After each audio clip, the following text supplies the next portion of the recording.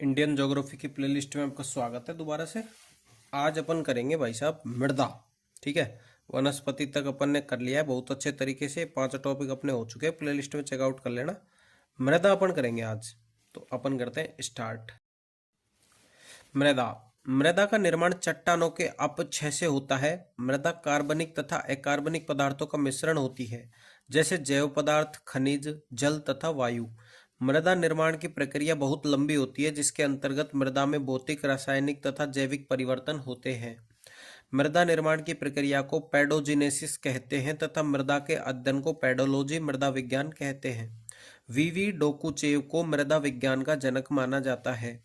मृदा के मुख्य घटक: जैव पदार्थ 5%, खनिज 45%, वायु 25%, जल 25%। मृदा को प्रभावित करने वाले कारक: सक्रिय कारक है जलवायु और जैव पदार्थ, निष्क्रिय कारक है जनक, चट्टाने, समय, उच्चावच, अवस्थिति। सक्रिय कारक।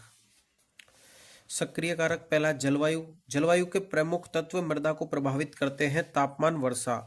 तापमान अधिक, कम। अधिक से बैक्टीरिया एक्टिव, ह्यूमस निर्माण ज्यादा। कम से जीवाणु कम सक्रिय, ह्यूमस निर्माण होता ही नहीं है और ह्यूमिक अम्ल होता है। उच्च तापमान वाले क्षेत्रों में जीवाणु सक्रिय होते हैं तथा जैव पदार्थों का अपघटन कर ह्यूमस का निर्माण करते हैं। कम तापमान वाले क्षेत्रों में जीवाणु कम सक्रिय होते हैं तथा जैव पदार्थों का पूर्ण रूप से अपघटन नहीं कर पाते, जिससे ह्यूमिक अम्ल का निर्माण होता है। वर्षा। वर्षा अधिक होती है तो लेटराइट मृदा और वर्षा कम होती है तो शुष्क मृदा। अधिक वर्षा वाले क्षेत्रों में लेटराइट मृदा पाई जाती है, कम वर्षा वाले क्षेत्र में शुष्क मृदा पाई जाती है। उच्च तापमान तथा अधिक वर्षा वाले क्षेत्र में जीवाणु अत्यधिक सक्रिय होते हैं तथा ह्यूमस का निर्माण करते हैं, परंतु उसे नष्ट भी कर सकते हैं। विषुवत रेखीय क्षेत्र। अब आता है जैव पदार्थ। जैव पदार्थ दो प्रकार के होते हैं: जीवित एवं मृत। जीवित जैव पदार्थों के अंतर्गत जीवाणु सम्मिलित है। जीवाणु पेड़ पौधों के अवशेष तथा मृत जीव जंतुओं के अवशेष का अपघटन करते हैं, जिससे ह्यूमस का निर्माण होता है। ह्यूमस मृदा को उपजाऊ बनाता है तथा ह्यूमस के कारण मृदा का रंग गहरा हो जाता है। निष्क्रिय कारक। पहला है जनक चट्टाने। जनक चट्टानों में जिस प्रकार के खनिज होते हैं, मृदा में भी उसी प्रकार के खनिज पाए जाते हैं। जैसे बेसाल्ट चट्टानों से बनी काली मृदा में टाइटेनिफेरस मैग्नेटाइट अधिक पाया जाता है तथा आग्नेय एवं कायांतरित चट्टानों से बनी लाल पीली मृदा में लौह तत्व अधिक पाए जाते हैं। अब समय। मृदा निर्माण में जितना अधिक समय लगता है, मृदा उतनी ही परिपक्व होती है। परिपक्व मृदा में मृदा परिच्छेदिका का निर्माण होता है।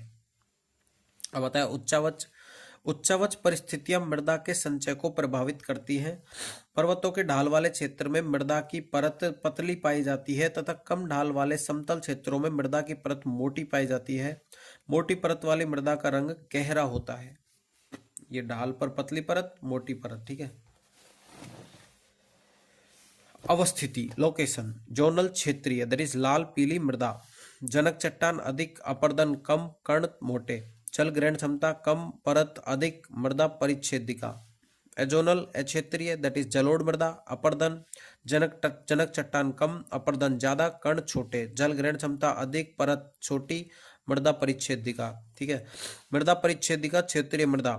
सेंस्तर परत, जैव पदार्थ, ये सतही मृदा, ये अवमृदा, उपमृदा, ये अधः स्तर सेल खंड, ये जनक चट्टाने। ठीक है। अवस्थिति के आधार पर मृदा दो प्रकार की होती है: क्षेत्रीय मृदा, अक्षेत्रीय मृदा। यह मृदा लंबे समय तक एक ही स्थान पर रहती है। यह मृदा लंबे समय तक एक स्थान पर स्थित नहीं रहती है। इस मृदा में जनक चट्टानों के गुण अधिक पाए जाते हैं, इसमें जनक चट्टानों के गुण अधिक नहीं पाए जाते हैं। इस मृदा का अपर्दन कम होता है, इस मृदा का अपर्दन अधिक होता है। इस मृदा की अतः इस मृदा के कण मोटे होते हैं, अतः इस मृदा के कण बारीक होते हैं। इस मृदा की जल ग्रहण क्षमता कम होती है, इसकी ज्यादा होती है जल ग्रहण क्षमता। इस मृदा में मृदा परिच्छेदिका का निर्माण होता है, इसमें मृदा परिच्छेदिका का निर्माण नहीं होता है। एग्जाम्पल है इसके लाल पीली मृदा, इसके उदाहरण है जलोढ़ मृदा। पांचवी है मानव गतिविधियां। 4:2:1 NPK। N यानी नाइट्रोजन, P यानी फास्फोरस, K यानी पोटेशियम। रासायनिक उर्वरकों के अधिक उपयोग से मृदा की उर्वरता में कमी आती है। अत्यधिक सिंचाई के कारण मृदा की लवणता बढ़ जाती है। अत्यधिक चराई एवं वन उन्मूलन के कारण मृदा अपरदन की समस्या बढ़ जाती है। कणों के आकार: बजरी 2 mm से बड़ी, बालू सैंड 0.05 से 2 mm, गाद सिल्ट 0.002 से 0.05 mm, मृतिका क्ले 0.002 mm से छोटी। ठीक है, यह अपने आई गई। इन कणों के मिश्रण से विभिन्न प्रकार की मृदाएं बनाई जा सकती हैं। PH of soil 0 to 4.5 pH होता है अनप्रोडक्टिव सोइल ऊसर में, और 4.5 से 6.5 पीएच होता है एसिडिक सोइल में अम्लीय में। Aluminium, ferrous, zinc, manganese. ठीक है, और 6.5 से 7.5 पीएच होता है गुड सोइल का, उत्पादकता हाई होती है, और नाइट्रोजन, फास्फोरस, कॉपर, मैग्नीशियम इसमें होता है। 7.5 से 8.5 पीएच होता है सेलाइन सोइल लवणीय में। 8.5 से 14 पीएच एल्कलाइन में होता है बेसिक सोइल क्षारीय, कैल्शियम और मोलिबेडनम। ठीक है, भारत की मृदाएं। निर्माण, रंग एवं संरचना के आधार पर भारत में 8 प्रकार की मृदाएं पाई जाती हैं। वन एवं पर्वतीय मृदा, जलोढ़ मृदा, शुष्क मृदा, काली मृदा, लेटेराइट मृदा, लाल पीली मृदा, लवणीय एवं क्षारीय मृदा, पीटमय मृदा। ऑल सोइल्स में नाइट्रोजन कम, फास्फोरस कम, पोटेशियम की मात्रा अधिक, उचित मात्रा में ह्यूमस कम। ऑल सोइल में केवल पिटमय में ह्यूमस हाई होता है। ठीक है, नाइट्रोजन फास्फोरस के का ये वो दे रखा है रेशियो 4:2:1 में। सभी मृदा में नाइट्रोजन कम, फास्फोरस कम, पोटेशियम हाई, ह्यूमस कम। लेटेराइट में नाइट्रोजन कम, फास्फोरस कम, पोटेशियम कम, और ये ह्यूमस भी कम। शुष्क में ये फास्फोरस ज्यादा, पिटमय में ह्यूमस ज्यादा। ठीक है, जलोढ़ मृदा। जलोढ़ मृदा को अपन बोलते हैं कांपीय मृदा। इस मृदा का निर्माण जल की निक्षेपण गतिविधियों द्वारा होता है, अतः इसे निक्षेपण मृदा भी कहते हैं। यह अक्षेत्रीय मृदा है जिसमें मृदा परिच्छेदिका का निर्माण नहीं हो पाता। इस मृदा के कण बारीक होते हैं, अतः इस मृदा की जल ग्रहण क्षमता अधिक होती है। यह मृदा उपजाऊ होती है। इसमें नाइट्रोजन, फास्फोरस तथा ह्यूमस की मात्रा अधिक पाई जाती है तथा इसमें पोटास की मात्रा उचित होती है। पश्चिम से पूर्व की ओर कणों के आकार में परिवर्तन होता है, बड़े से छोटा। उप प्रकार ए, पुरातन काप मृदा, बांगर। नदियों के बाढ़ क्षेत्रों से ऊंचे भागों में जहां बाढ़ का पानी नहीं पहुंच पाता, पुरातन काप मिट्टी पाई जाती है। इसमें गहरी खेती करके वर्ष में 2 फसलें उत्पन्न की जा सकती है। इनमें सिंचाई की आवश्यकता अधिक होती है। बी है नूतन काप मृदा, खादर। जहां तक नदियों का पानी पहुंच पाता है वहां तक नूतन काप मिट्टी पाई जाती है। इसे नूतन काप इसलिए कहते हैं क्योंकि प्रतिवर्ष नदियों द्वारा लाई हुई मिट्टी की नई परत इन पर जमा होती है। खादर क्षेत्र की मिट्टी में चीका की मात्रा अधिक होती है, इसमें सिंचाई की आवश्यकता नहीं पड़ती। अब आता है से नूतनम काप मृदा। यह मिट्टी गंगा ब्रह्मपुत्र के डेल्टा प्रदेश में पाई जाती है। इसमें चूना, मैग्नीशियम, पोटास, फास्फोरस तथा जीवाश्म की अधिकता पाई जाती है, जिससे कृषि के लिए यह मिट्टी बहुत उपयोगी होती है। यह मिट्टी तटीय मैदानों में मिलती है। यह मृदा मुख्यतः उत्तरी मैदानी प्रदेश तथा तटवर्ती मैदानी प्रदेश में पाई जाती है। जलोढ़ मृदा भारत के 40% क्षेत्र से भी अधिक क्षेत्र में पाई जाती है। दूसरा है अपनी काली मृदा, स्वतः जुताई वाली मृदा, अन्य नाम है रेगर कपासी मृदा। इस मृदा का निर्माण बेसाल्ट चट्टानों के अपक्षय से होता है। यह मृणमय प्रकृति की मृदा है जिसके कण बहुत बारीक होते हैं। यह मृदा जल ग्रहण करने तथा जल छोड़ने में समय लेती है, अतः इसकी मृदा की जल क्षारण क्षमता अधिक होती है। अतः यह मृदा शुष्क ऋतु में फसलों को नमी उपलब्ध करवाती है। जल ग्रहण करने पर यह मृदा फूलकर चिपचिपी हो जाती है तथा जल छोड़ने पर यह मृदा सिकुड़ जाती है। शुष्क ऋतु में इस मृदा में दरारों का निर्माण होता है, अतः इस मृदा को स्वतः जुताई वाली मृदा भी कहते हैं। टाइटेनिफेरस मैग्नेटाइट के कारण इस मृदा का रंग काला होता है। इस मृदा में मैग्नीशियम, एल्यूमिनियम, चूना, आयरन, लोह तत्व, माली पाए जाते हैं। ये वो है ट्रिक। ठीक है, इस मृदा में नाइट्रोजन, फास्फोरस तथा ह्यूमस की मात्रा सीमित पाई जाती है तथा इस मृदा में पोटास की मात्रा उचित पाई जाती है। यह मृदा मुख्यतः प्रायद्वीपीय भारत के उत्तर पश्चिमी भाग में पाई जाती है, जैसे कि राजस्थान, मध्य प्रदेश, गुजरात, महाराष्ट्र, कर्नाटका, तेलंगाना, आंध्र प्रदेश। तीसरी अपनी लाल पीली मृदा, नाइट्रोजन, फास्फोरस और ह्यूमस कम, पोटेशियम ज्यादा, फेरस ज्यादा। पर्वतीय क्षेत्र है, ये मोटे कण हो गए, ये उपजाऊ नहीं होती इतनी खास, बारीक कण है, उपजाऊ। ठीक है, घाटी क्षेत्र। इस मृदा का निर्माण क्रिस्टलीकृत आग्नेय कायांतरित चट्टानों से होता है। इस मृदा में फेरस ऑक्साइड लोह तत्व अधिक पाया जाता है, जिसके कारण इस मृदा का रंग लाल होता है। जल ग्रहण करने के बाद यह मृदा पीली नजर आती है। इस मृदा में नाइट्रोजन, फास्फोरस तथा ह्यूमस की मात्रा सीमित पाई जाती है तथा पोटास की मात्रा उच्च पाई जाती है। उच्च भूमि क्षेत्रों में इस मृदा के कण मोटे होते हैं तथा निचले घाटी क्षेत्रों में इस मृदा के कण बारीक होते हैं। बारीक कण वाली लाल पीली मृदा उपजाऊ होती है। यह मृदा मुख्यतः प्रायद्वीपीय भारत के पूर्वी भाग में तथा उत्तर पूर्वी राज्यों में पाई जाती है। उड़ीसा, छत्तीसगढ़ का कुछ भाग व मध्य गंगा मैदान का दक्षिणी भाग। चौथा है लैटेराइट मृदा। इस मृदा का निर्माण उच्च तापमान तथा अधिक वर्षा वाले क्षेत्र में होता है। निक्षालन लीचिंग की प्रक्रिया द्वारा इस मृदा का निर्माण होता है। इस प्रक्रिया के अंतर्गत वर्षा के जल के साथ चूना तथा सिलिका मृदा की निचली परतों में चला जाता है तथा मृदा के ऊपरी भाग में लोह एवं एल्यूमिनियम के ऑक्साइड पाए जाते हैं। ठीक है, निक्षालन चूना सिलिका नीचे, ऊपर फेरस एल्यूमिनियम के ऑक्साइड। इस मृदा में नाइट्रोजन, पोटास तथा ह्यूमस की कमी पाई जाती है। ऑक्साइड की अधिक मात्रा के कारण सूखने पर यह मृदा कठोर हो जाती है। अतः इस मृदा का उपयोग ईंट निर्माण के लिए किया जाता है।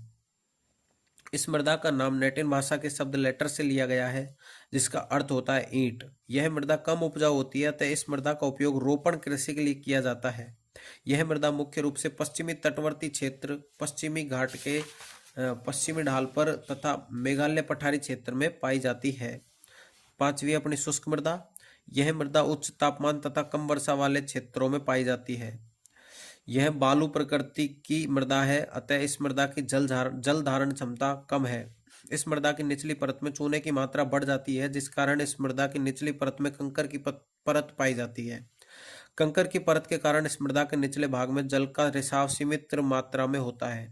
इस मृदा में नाइट्रोजन, ह्यूमस की मात्रा सीमित होती है तथा पोटास की मात्रा उचित एवं फास्फोरस तथा चूने की मात्रा अधिक पाई जाती है। नियमित सिंचाई सुविधा उपलब्ध करवाने पर यह मृदा कृषि के लिए उपयोगी होती है। यह मृदा मुख्यतः पंजाब, हरियाणा, पश्चिमी राजस्थान तथा गुजरात में पाई जाती है। छठी है लवणीय क्षारीय मृदा। यह मृदा उन क्षेत्रों में पाई जाती है जहां रासायनिक उर्वरकों का उपयोग अधिक होता है तथा अत्यधिक सिंचाई की जाती है। इस मृदा का निर्माण केशिकत्व क्रिया के कारण होता है। वाष्पीकरण, जितनी वर्षा उतना ही वाष्पीकरण। जल के वाष्पीकरण के कारण मृदा की ऊपरी परत में लवणों की सांद्रता बढ़ जाती है, अतः मृदा की ऊपरी परत सफेद नजर आती है। यह मृदा उपजाऊ नहीं होती, अतः इस मृदा को रेह, कल्लर, ऊसर भी कहते हैं। इस मृदा में सोडियम, पोटेशियम, मैग्नीशियम जैसे लवण तत्व अधिक पाए जाते हैं तथा इस मृदा में नाइट्रोजन, फास्फोरस, चूने तथा ह्यूमस की मात्रा कम पाई जाती है। जिप्सम तथा रॉक फॉस्फेट के उपयोग से इस मृदा को उपजाऊ बनाया जा सकता है। यह मृदा मुख्यतः हरित क्रांति से प्रभावित क्षेत्रों तथा कच्छ के रण में पाई जाती है। अब आती है पीट में मृदा, अन्य नाम दलदली मृदा। यह मृदा जलमग्न अवस्था में पाई जाती है तथा यह मृदा तराई डेल्टा क्षेत्रों में पाई जाती है। इस क्षेत्र में वनस्पति का विकास अधिक होता है, अतः इस मृदा में जैव पदार्थों की मात्रा अधिक पाई जाती है। इस मृदा में ह्यूमस बहुत अधिक मात्रा में पाया जाता है, जिसके कारण यह मृदा गहरे भूरे रंग की नजर आती है।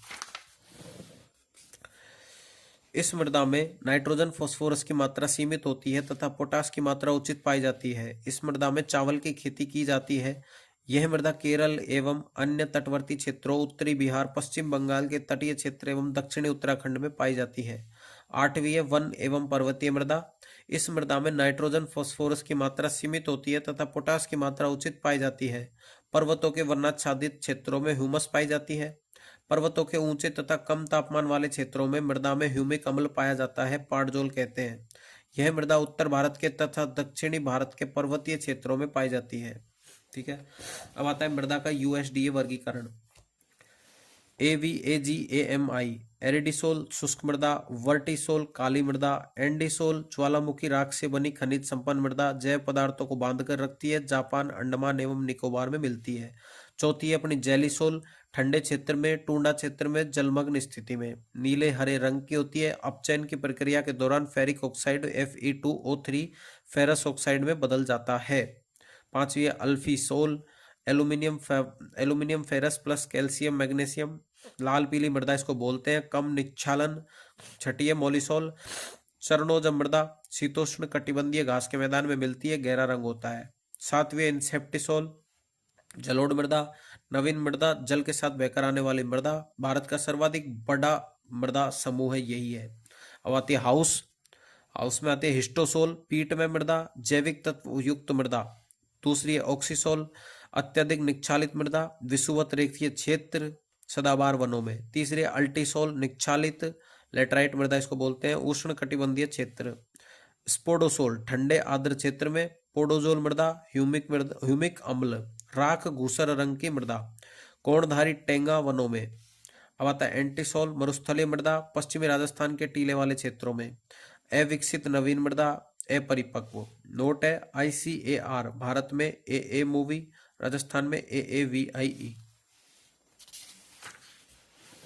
मृदा व संबंधित समस्याएं व संरक्षण।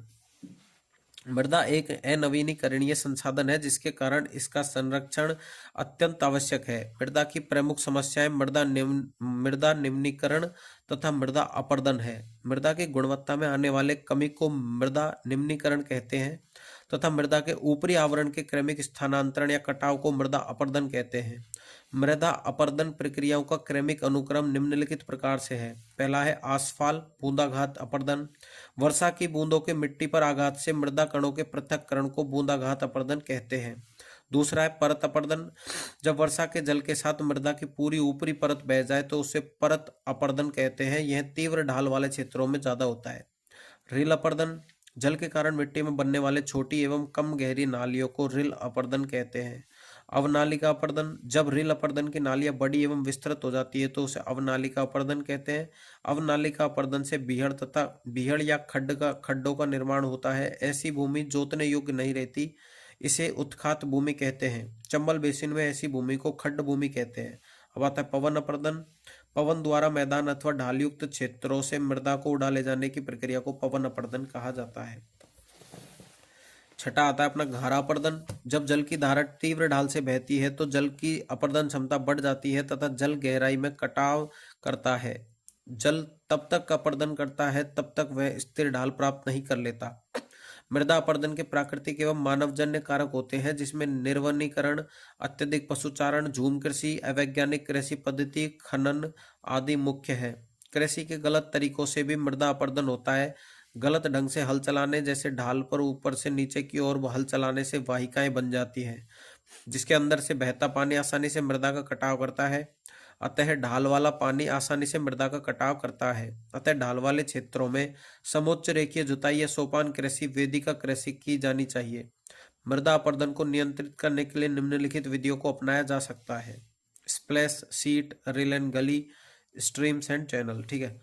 मल्च बनाना, पौधों के बीच अनावरित भूमि जैव पदार्थ से ढक दी जाती है जिससे मृदा की आर्द्रता बनी रहती है, वह मृदा अपरदन भी नहीं होता। वेदिका फार्म, वेदिका चौड़े समतल सोपान अथवा तीव्र ढालों पर बनाए जाते हैं ताकि सपाट सतह फसल उगाने के लिए उपलब्ध हो जाए। इनसे पृष्ठीय प्रभाव एवं मृदा अपरदन कम होता है। तीसरा है समुच्च रेखीय जुताई। पहाड़ी ढाल पर समुच्च रेखाओं के समानांतर जुताई ढाल से नीचे बहते जल के लिए एक प्राकृतिक अवरोध का निर्माण करती है जिससे मृदा का जल के साथ बहाव कम हो जाता है। चौथा है समुच्च रेखीय रोधिकाएं। समुच्च रेखाओं पर रोधिकाएं बनाने के लिए पत्थरों, घास मृदा का उपयोग किया जाता है। रोधिकाओं के सामने जल एकत्रित करने के लिए खाइयां बनाई जाती हैं। पांचवा है अंतर फसलीकरण। एकांतर कतारों में भिन्न भिन्न फसलें उगाई जाती हैं। छठा चट्टान बांध, ये जल के प्रवाह को कम करने के लिए बनाए जाते हैं। ये नालियों की रक्षा करते हैं और मृदा क्षति को रोकते हैं। सातवां है रक्षक मेखलाएं। तटीय प्रदेशों और शुष्क प्रदेशों में पवन गति रोकने के लिए वृक्ष कतारों में लगाए जाते हैं ताकि मृदा आवरण को बचाया जा सके। आठवां है पट्टीनुमा कृषि। फसलों के बीच में घास की पट्टियां उगाई जाती है, ये पवनों द्वारा जनित बल को कमजोर करती है। मृदा की गुणवत्ता सुधारने हेतु सस्यावर्तन, फसल चक्रण, मिश्रित कृषि, बहुफसलीय खेती तथा जैविक उर्वरकों का उपयोग किया जाता है। विभिन्न कार्यक्रमों के माध्यम से सरकार भी मृदा को सुधारने में सहयोग कर रही है। ठीक है, तो ये अपना टॉपिक मृदा वाला एकदम अच्छे से कंप्लीट हो चुका है। नेक्स्ट टॉपिक जो करेंगे वो करेंगे अपन रिवर्स नदियाँ। ठीक है, तो इस वीडियो को लाइक करना, चैनल को सब्सक्राइब करना और प्लेलिस्ट को शेयर कर देना सारी को, जो सबको मदद मिल सके, हेल्प मिल सके। ठीक है, रिवीजन के लिए बेस्ट क्लासेस में डालूंगा सब सब्जेक्ट्स की।